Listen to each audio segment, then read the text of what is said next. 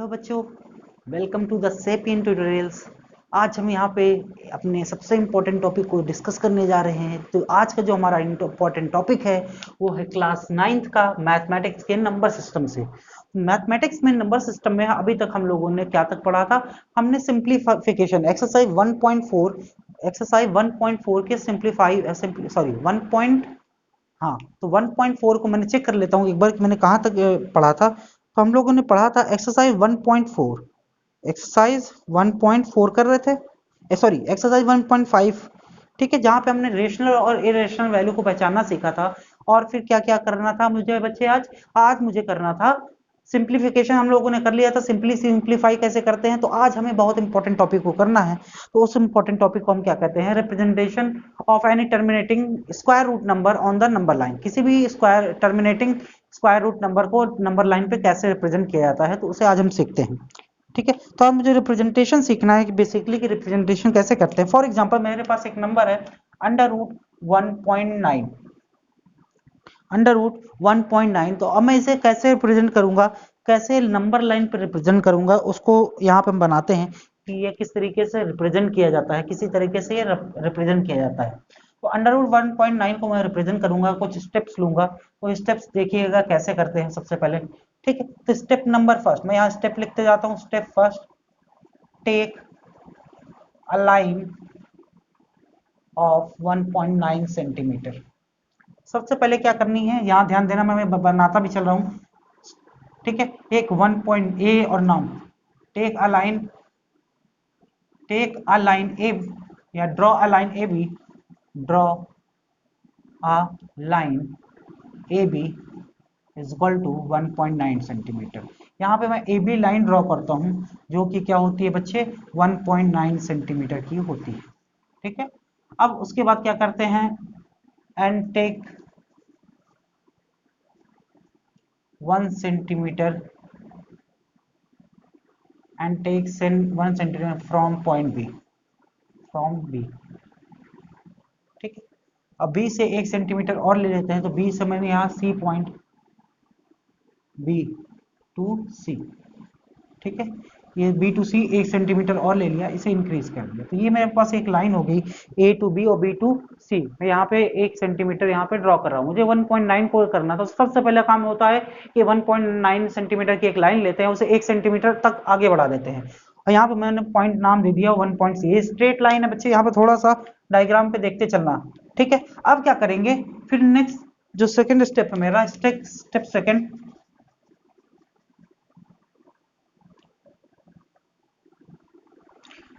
Take sorry draw a point, draw a point o draw a point o as a midpoint of AC। अब AC का क्या लेना है? Mid point लेना है। अगर ये AC है 1.9, ये हो गया कितना बच्चे? 1.9 और वो तो हो जाएगा 2.9 यानी 1.45 के आसपास है, 49 के आसपास। तो मैंने क्या किया, एक मिड पॉइंट ले लिया O। ये क्या हो गया? इस पूरी लाइन का क्या था? ये पूरी लाइन का क्या था बच्चे? मिड पॉइंट है। क्या है बच्चे? मिड पॉइंट है। तो मैं इसे एज अ O एक मिड पॉइंट ले लिया। मिड पॉइंट लेने के बाद क्या करेंगे? OC या OA को, OC को हम O पे क्या रखेंगे? कॉम्पस रखेंगे। O पे कॉम्पस रखेंगे के और C तक ले जाएंगे। OC को रेडियस मान के एक क्या करना है? सेमी सर्किल ड्रॉ करना है। एक बच्चे सेमी सर्किल, एक बच्चे क्या कर ड्रॉ करना है? Semi circle. तो OC को एज अ सेंटर मान के हम क्या कर देंगे? एक सेमी सर्किल ड्रॉ करेंगे। क्या करेंगे बच्चे? एक सेमी सर्किल ड्रॉ करेंगे।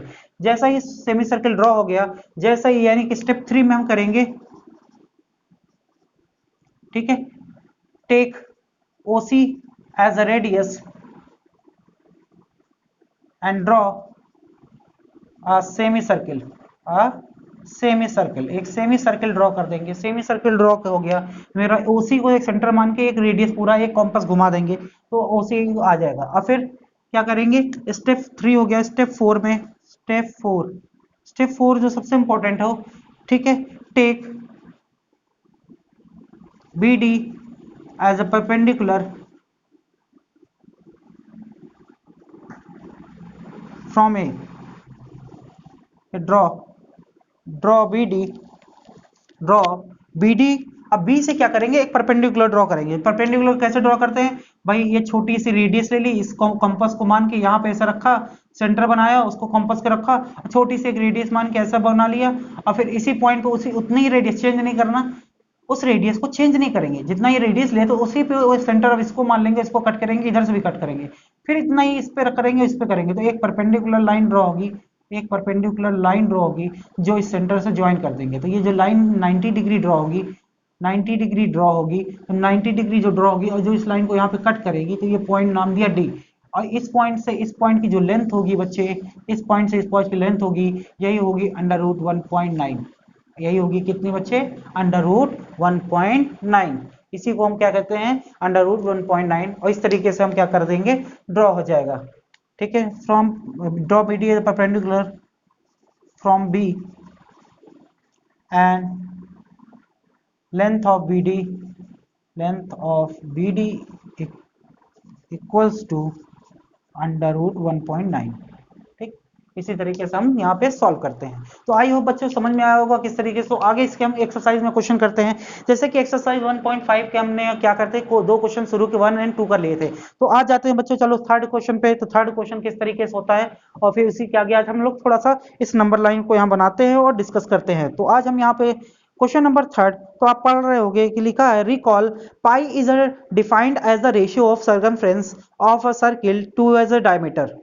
ठीक है, that is pi is equal to C upon D. अब जैसे सब सर्किल पढ़ोगे बच्चे, तो सर्किल का सर्कमफ्रेंस होता है वो पाई इंटू डी होता है, यानी पाई इंटू डायमीटर होता है। तो अगर मैं पाई की वैल्यू वहां से निकाल लूं तो पाई इज इक्वल टू आ जाता है सी अपॉन डी। ठीक है, तो सर्किल के जब हम रेडियस पढ़ते हैं बच्चे, चलो दिखाता हूं मैं किस तरह के क्वेश्चन को कैसे करते हैं। ये क्वेश्चन क्या पूछ रहा है मैं उसका आंसर बताता हूँ। ठीक है, आई होप बच्चे इसको समझ में आया होगा। अभी एक क्वेश्चन और करते हैं इसी तरह का, तो पूरी तरीके से समझ में आ जाएगा आपको। अब हम जब सर्किल के बारे में पढ़ते हैं, तो सर्किल का जो सर्कमफ्रेंस होता है सी इज इक्वल टू होता है पाई इंटू डी। और जब पाई की वैल्यू यहां से निकालते हैं तो पाई इज इक्वल टू आता है, ये डिवाइड में चला जाता है, सी अपॉन डी। ठीक है, तो क्वेश्चन में यही बोला गया है कि pi is defined as a ratio of circumference of a circle or the diameter, then pi is equal to c upon d. This seems to be contradict that fact is pi rational, but c और d तो integer से होंगे, कोई ना कोई number आएगा बच्चे। ठीक है, तो ये कोई रेशनल, सारे दोनों रेशनल फॉर्म में होंगे, इंटीजर्स होंगे, ये दोनों क्या होंगे, इंटीजर या फिर रेशनल फॉर्म में होंगे, क्योंकि कोई ना कोई रेशनल नंबर होंगे। ठीक है, लेकिन पाई कैसा, इरेशनल। यहां से ऐसा पता चलता है कि ये तो हमारा वही इरेशनल और रेशनल तो हो ही नहीं सकता। ठीक, तो ऐसा क्यों होता है उसकी वजह बताते हैं कि ऐसा क्यों होता है। ठीक है, जब भी, क्योंकि हम बात करते हैं व्हेन, जब हम स्केल से मेजर करते हैं या टेप के थ्रू मेजर करते हैं सर्कल के सर्कमफ्रेंस को, तो हमेशा क्या होता है कि उसमें क्या होते हैं कुछ ना कुछ, क्योंकि स्केल पे कभी इरेशनल नंबर बनता नहीं है।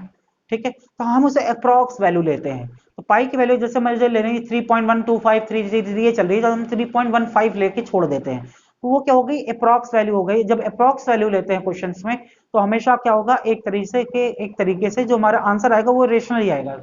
तो इस हिसाब से मेरा क्या हो जाता है, पाई की वैल्यू जो होती है रेशनल नंबर आ जाती है, क्योंकि डायमीटर भी जैसे 1.2 1.3 या 1 सेंटीमीटर का, 2 सेंटीमीटर का, कभी 1.233 ऐसा कोई स्केल में होता नहीं है। इस वजह से क्या करते हैं हम, पाई स्केल के थ्रू या टेप के थ्रू जब मेजर करते हैं, तो हमेशा क्या होती है, अप्रॉक्स वैल्यू ली जाती है। तो इसका आंसर भी यहाँ पे लिख सकते हो, इसका आंसर आप यहाँ लिख सकते हो कि विथ अ स्केल और tape we get only approximate value.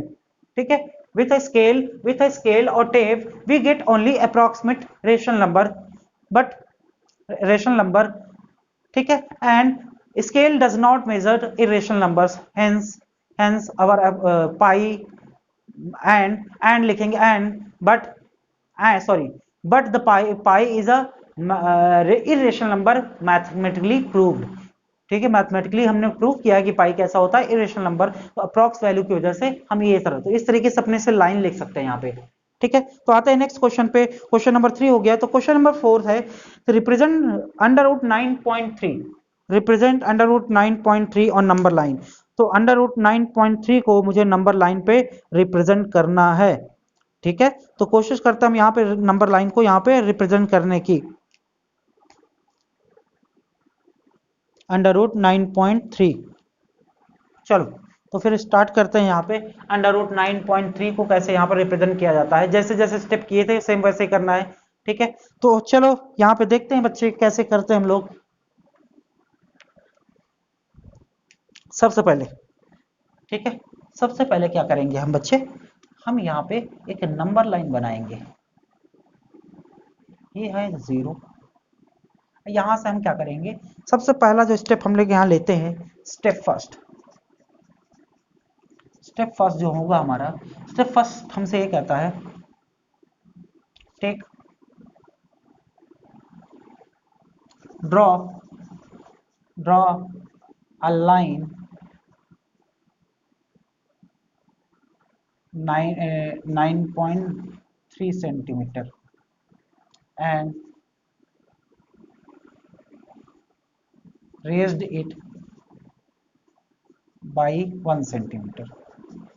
सबसे पहला काम मुझे एक लाइन बनानी है, ठीक है। मैंने एक लाइन बनाई जो 0 से 9.3 के आसपास यहाँ पे कहीं बन रही थी, यहाँ पे कहीं बन रही थी।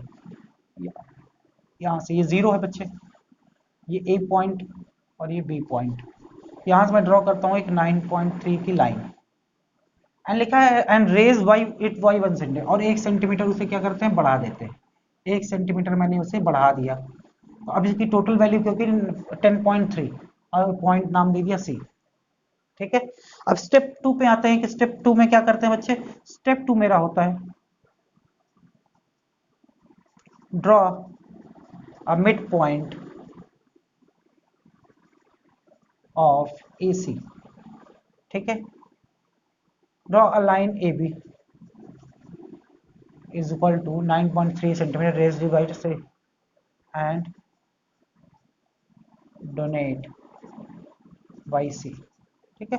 अब ड्रॉ क्या करते हैं, मिड पॉइंट C का, तो मिड A और C का स्केल से मेजर कर लेंगे, उसका हाफ निकालेंगे और वहां पे क्या करते हैं मेजर। तो आप स्केल से करना, मैं यहाँ पे ऐसे जनरली बना देता हूँ कि ये AC एज O, AC को मैंने यहाँ पे O मेजर कर दिया, ये मिड पॉइंट है। ये क्या बच्चे, draw line mid point of AC as O बना दिया यहाँ पे। अब क्या करते हैं स्टेप 3 में, स्टेप 3 लेते हैं बच्चे। स्टेप 3 में मेरे पास आता है O as a center, O as a center, draw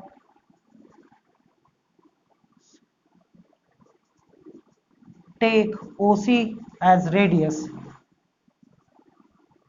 and draw a semicircle,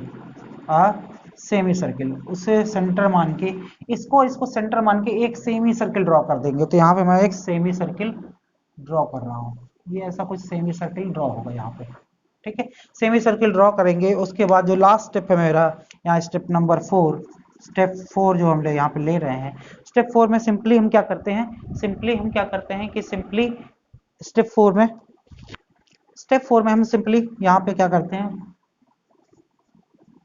draw BD perpendicular eight point, draw BD perpendicular यानी 90 degree from point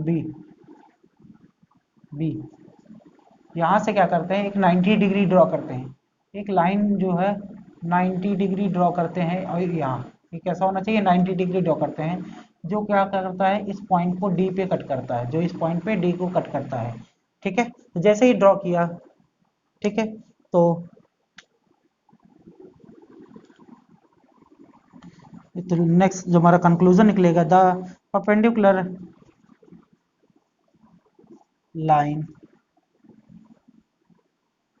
equal to under root 9.3। तो यही लाइन होगी रूट, ठीक है, जो भी रूट 9.3 होगी, यही क्या हो जाएगी, under root 9.3।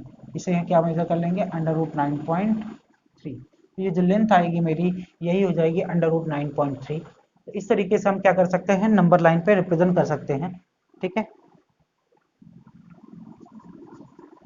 Which is under root 9.3, which will be under root 9.3, तो perpendicular line equal to 9.3। तो इसी तरीके से हम क्या कर सकते हैं बच्चे, रिप्रेजेंट कर सकते हैं, ठीक है। बहुत सिंपल सा स्टेप है, आप देखो इसे करो तो आई होप जल्दी समझ में आएगा, ठीक है। तो आपको और जो भी क्वेश्चन बनना है, अगर कोई डाउट आ रहा है तो हमें बताओ। तो आज की वीडियो में बस इतना ही करते हैं बच्चे, ठीक है। तो आज के लिए इतना ही, और मिलते हैं आपसे जल्दी से नेक्स्ट वीडियो में। तब तक के लिए बच्चे सेफ रहो, घर पे रहो, ठीक है, और स्टडी करते रहो। थैंक यू बच्चों। ठीक है, जय हिंद।